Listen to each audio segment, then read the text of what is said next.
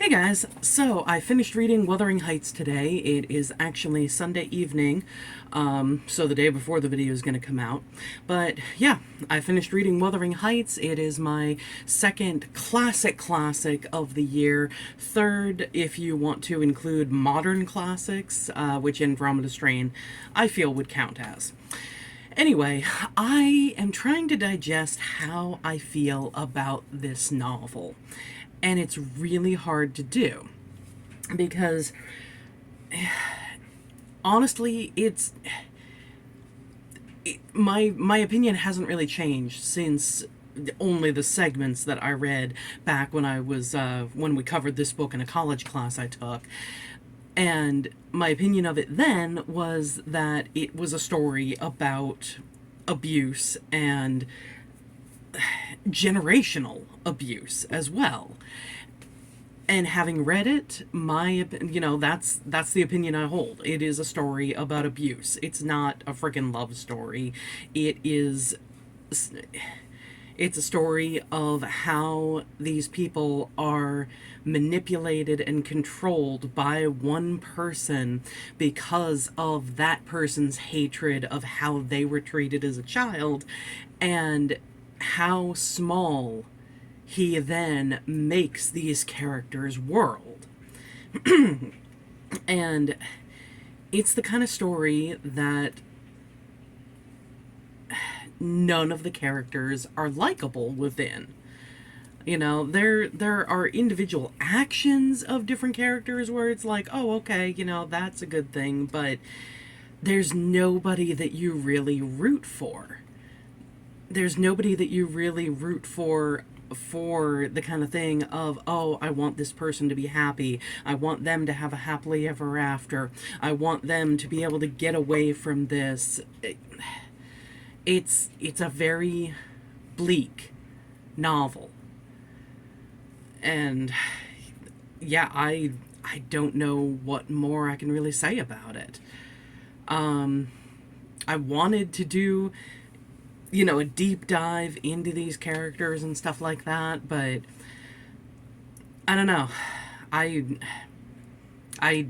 don't have the desire anymore after finishing it.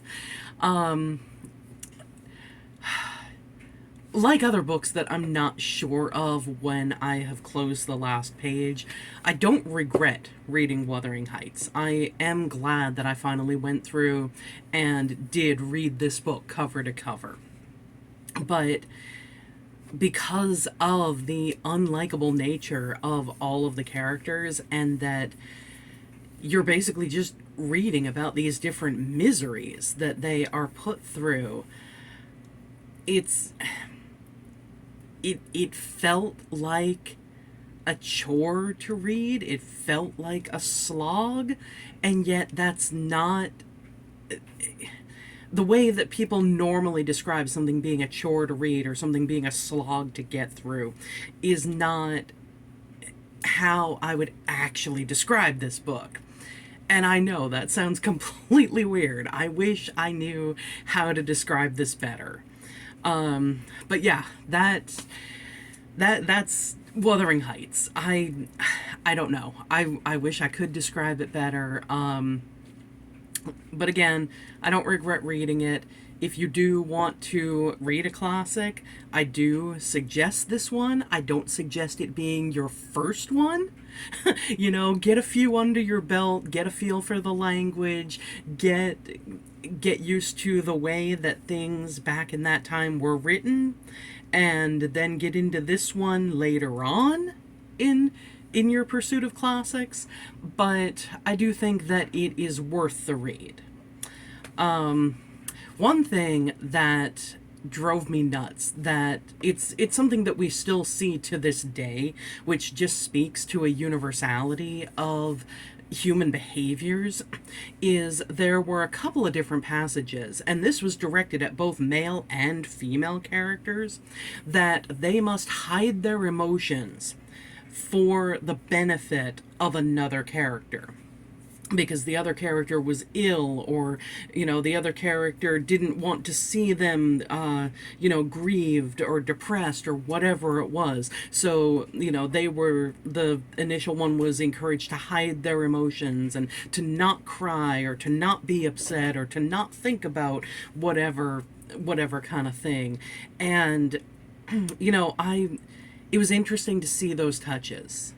And it's interesting to see how far we'd like to think we've come from the kind of mindsets of the 1800s, but how often things like that are still expected of people in today's society.